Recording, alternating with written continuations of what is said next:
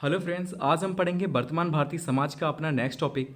ये है उभरते समाज के प्रमुख मुद्दे कि हमारे समाज में कौन से मुद्दे उभर रहे हैं और हमें किन मुद्दों के बारे में बात करनी। दो तीन मुद्दे इसमें दिए गए हैं, उनके बारे में हम पढ़ेंगे। जिसमें पहला है कि शिक्षा का सार्वभौमिकरण एवं शैक्षिक अवसरों में समानता, कि शिक्षा का सार्वभौमिकरण होना चाहिए और जो शैक्षिक अवसर मिलते हैं उनमें समानता का व्यवहार होना चाहिए सभी के साथ। ठीक है, तो इसी के बारे में हम पढ़ेंगे आज। तो पहला है शिक्षा का सार्वभौमिकरण, जैसे इंग्लिश में कहते हैं यूनिवर्सलाइजेशन ऑफ एजुकेशन। सार्वभौमिकरण का अर्थ है सभी को। शिक्षा के सार्वभौमिकरण का अर्थ है शिक्षा का निश्चित स्तर तक सभी लोगों के बच्चों के लिए अनिवार्य एवं निःशुल्क रूप से उपलब्ध होना। मतलब एक ऐसा स्तर डिसाइड कर दिया जाए जिसमें सभी बच्चों को शिक्षा अनिवार्य एवं निःशुल्क रूप से देनी है। जैसे हमने डिसाइड कर लिया कि 6 से 14 वर्ष तक के जितने भी बच्चे हैं उनसे हम निःशुल्क एवं अनिवार्य शिक्षा देंगे। ठीक है, ऐसा हमने डिसाइड कर दिया, तो यही कहलाता है सार्वभौमिकरण। इसमें किसी प्रकार का भेदभाव नहीं है। तो आप समझ गए होंगे कि सार्वभौमिकरण का अर्थ होता है सभी को, और शिक्षा के सार्वभौमिकरण का अर्थ होता है कि शिक्षा का निश्चित स्तर तक सभी लोगों के लिए अनिवार्य एवं निःशुल्क रूप से उपलब्ध होना। ठीक है, कि इसमें क्या है कि बच्चों की कुछ एज हमने डिसाइड कर दी कि इस एज के सभी बच्चों को अनिवार्य एवं निःशुल्क रूप से शिक्षा दी जाएगी। यही कहलाता है शिक्षा का सार्वभौमिकरण। 2019 में ये क्वेश्चन आया है, इसलिए इंपॉर्टेंट हो जाता है शिक्षा का सार्वभौमिकरण। अब इस शिक्षा के सार्वभौमिकरण का उद्देश्य, कि शिक्षा के सार्वभौमिकरण का क्या उद्देश्य होता है, क्यों हमें शिक्षा का सार्वभौमिकरण करना चाहिए।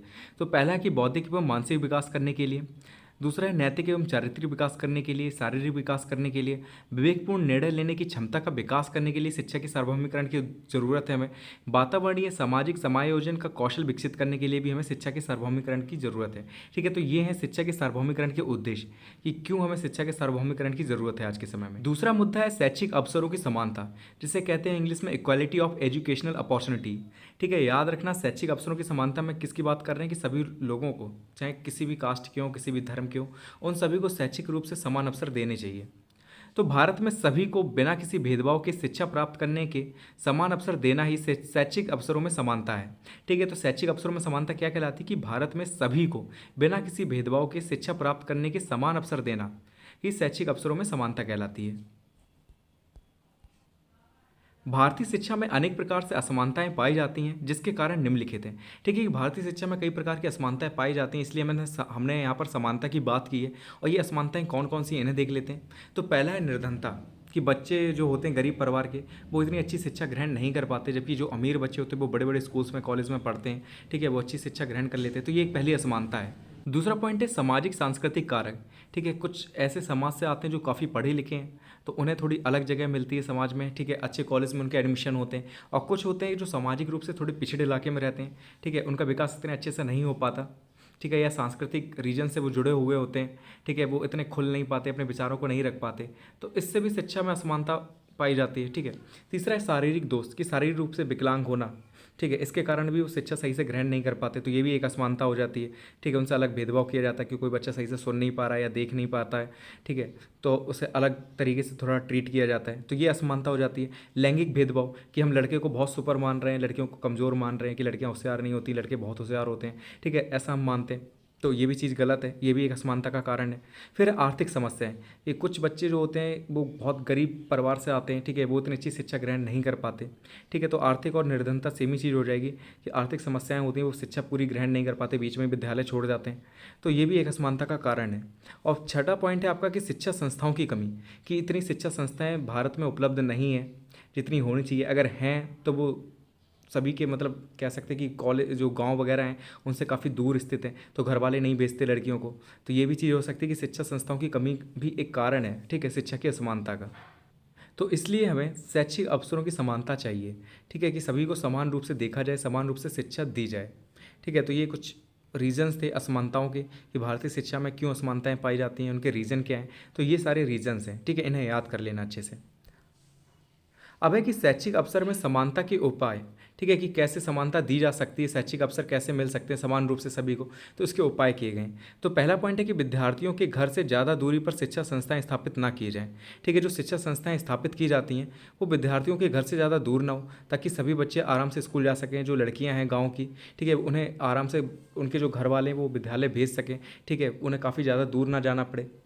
दूसरा है कि छात्रावास सुविधाएँ को बढ़ावा देना चाहिए। जो छात्रावास की सुविधाएं होती हैं, जो आपने हॉस्टल्स देखें, गर्ल्स हॉस्टल, बॉयज़ हॉस्टल आपने सुने होंगे, ठीक है, इनकी सुविधाओं को बढ़ावा देना, ताकि जो पेरेंट्स हैं वो अपने बच्चों को बाहर भेज सके पढ़ने के लिए, क्योंकि ये सुविधाएं होंगी तभी वो कहीं रुक सकते हैं, ठहर सकते हैं। तो इससे क्या होगा कि जो शैक्षिक अवसर है उसमें समानता आएगी, ठीक है, उन्हें पढ़ने का मौका मिलेगा। तीसरा है कि छात्रों को यातायात साधन उपलब्ध कराए जाने चाहिए, कि जो छात्र हैं, ठीक है, चाहे वो छात्राएं हैं, ठीक है, लड़कियां हैं चाहे लड़के हैं, उन्हें यातायात के साधन उपलब्ध हों।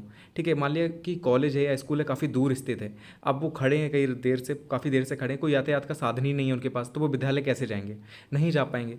तो ये एक रीज़न है कि वो शिक्षा ग्रहण नहीं कर पाते, रेगुलर नहीं जा पाते विद्यालय।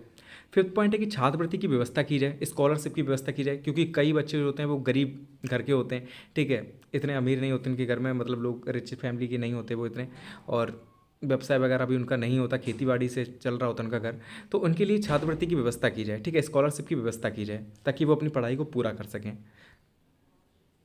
सिक्स पॉइंट है कि पुस्तक, ड्रेस, स्टेशनरी तथा स्कूल अल्पाहार निःशुल्क देना चाहिए। ठीक है, कि क्या क्या चीज़ें हैं कि जो निःशुल्क विद्यार्थियों को देनी चाहिए। एक तो पुस्तकें जो दी जाती हैं विद्यालयों में, ठीक है, ड्रेस वगैरह है, स्टेशनरी है, और तथा स्कूल में जो अल्पाहार दिया जाता है, ठीक है, नाश्ता वगैरह जो थोड़ा बहुत दिया जाता है, तो वो निःशुल्क देना चाहिए, ठीक है, उसका कोई रुपये वगैरह नहीं लेना चाहिए। तो इससे भी क्या होगा कि शिक्षा में समानता आएगी, लोग थोड़ा ज़्यादा आकर्षित होंगे विद्यालयों की तरफ। ठीक है, तो ये रीजंस हैं, शैक्षिक अवसर में समानता के उपाय हो जाएंगे। ठीक, अब जो दूसरा मुद्दा है वो है शिक्षा का व्यवसायीकरण। ये व्यवसायीकरण क्या होता है? तो व्यवसाय का शाब्दिक अर्थ है वह कार्य जिससे व्यक्ति अपना जीविकोपार्जन करता है, मतलब उससे अपना जीवन चलाता है, ऐसा कार्य जिससे व्यक्ति अपना जीवन चलाता है। जैसे कोई व्यक्ति है जो दुकान खोलकर उससे अपना जीवन चला रहा है, ठीक है, कोई व्यक्ति है जो जॉब करता है, ठीक है, प्राइवेट सेक्टर में या पब्लिक सेक्टर में, गवर्नमेंट सेक्टर में, तो उससे अपना जीविकोपार्जन कर रहा है, तो ये कहलाता है व्यवसायीकरण। तो व्यवसाय का शाब्दिक अर्थ है वह कार्य जिससे व्यक्ति अपना जीविकोपार्जन करता है। व्यवसायीकरण व शिक्षा का संबंध। अब व्यवसायीकरण और शिक्षा का क्या संबंध है वो देख लेते हैं।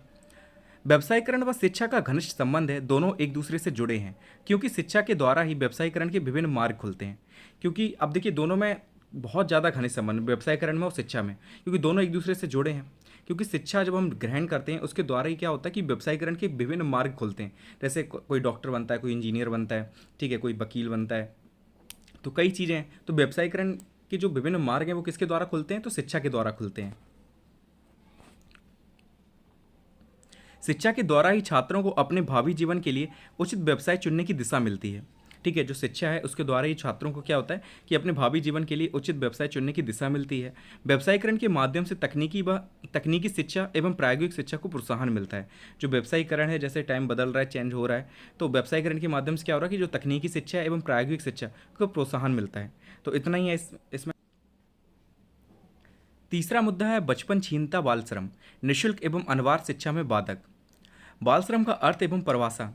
बाल श्रमिक वह बालक है जो अपनी 14 वर्ष की आयु पूरी किए बिना किसी दूसरे व्यक्ति के पास मजदूरी लेकर या बिना मजदूरी के कार्य कर रहा है। ठीक है, तो बाल श्रम का अर्थ समझ गए कि कोई भी बच्चा जो 14 वर्ष या उससे कम की एज का है, अब वो चाहे तो रुपए के लिए और चाहे बिना रुपए के कहीं पर कार्य कर रहा है, ठीक है, बिना मजदूरी लेकर कार्य कर रहा है या मजदूरी लेकर कार्य कर रहा है, तो वो बाल श्रम कहलाता है। ठीक है, बाल श्रमिक कहलाएगा वो। तो बाल श्रम का अर्थ और परिभाषा क्या है कि बाल श्रमिक वह बालक है जो अपनी 14 वर्ष की आयु पूरी किए बिना किसी दूसरे व्यक्ति के पास मजदूरी लेकर या बिना मजदूरी के कार्य कर रहा है, तो ये कहलाता है बाल श्रमिक।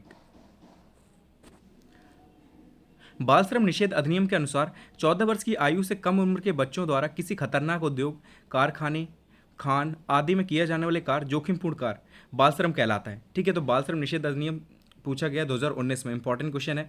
तो बाल श्रम निषेध अधिनियम के अनुसार क्या है कि 14 वर्ष की आयु से कम उम्र के जो बच्चे हैं उनके द्वारा किसी खतरनाक उद्योग, कारखाने, खान आदि में किया जाने वाला जोखिमपूर्ण कार्य बाल श्रम कहलाता है।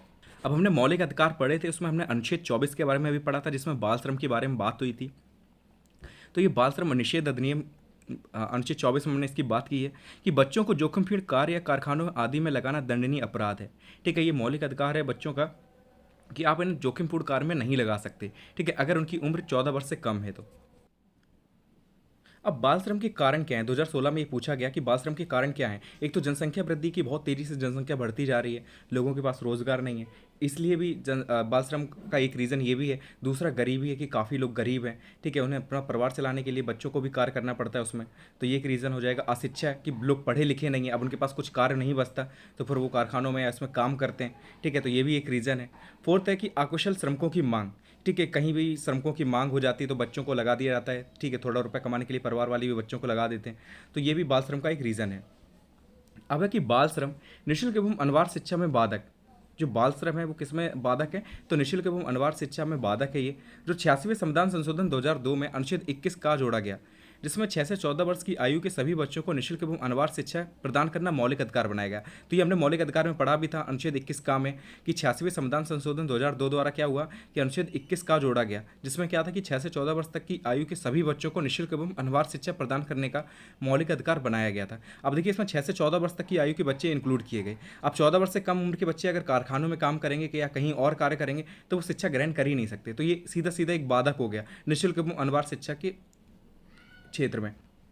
दूसरा क्या है कि बाद में इसे और सक्रिय करने के लिए शिक्षा का अधिकार अधिनियम बनाया गया, परंतु कुछ स्थितियां इसमें बाधा उत्पन्न करती थी, जैसे गरीबी है, आर्थिक स्थिति है, अशिक्षा है, वित्तीय संसाधन की कमी, जनसंख्या वृद्धि या पारिवारिक स्थितियां, ठीक है, तो ये सारी स्थितियां हैं जो इस चीज़ में बाधा उत्पन्न करती थी कि बच्चे शिक्षा ग्रहण नहीं करते थे। एक तो गरीबी तो है ही सीधा रीजन, आर्थिक स्थिति भी अच्छी नहीं होती कई लोगों की, इसलिए भी उन्हें कार्य करना पड़ता है, शिक्षा ग्रहण नहीं कर पाते। अशिक्षा कि लोग पढ़े लिखे नहीं हैं इसलिए वो खुद भी बच्चों को पढ़ने के लिए नहीं भेजते। वित्तीय संसाधन की कमी कि उनके पास इतना रुपये वगैरह नहीं है कि बच्चों को पढ़ा सकें। जनसंख्या वृद्धि, रोजगार की कमी है, ठीक है, और जनसंख्या बढ़ती जा रही है, इसका भी एक रीज़न ये हो जाएगा। पारिवारिक स्थितियाँ भी कुछ ऐसी होती हैं कि बच्चों को नहीं पढ़ने देते। तो ये कुछ स्थितियाँ हैं जो सीधा सीधा क्या है कि बाधा उत्पन्न करती हैं शिक्षा के अधिकार में। तो ये चीज़ें यहाँ पर, ये तीनों टॉपिक आपके कंप्लीट हो गए। अब 2 या 3 टॉपिक बचे हैं, वो आपके 1 या 2 वीडियो में कंप्लीट हो जाएंगे। फिर मिलते हैं नेक्स्ट वीडियो में नेक्स्ट टॉपिक के साथ। Thank you so much for watching this video.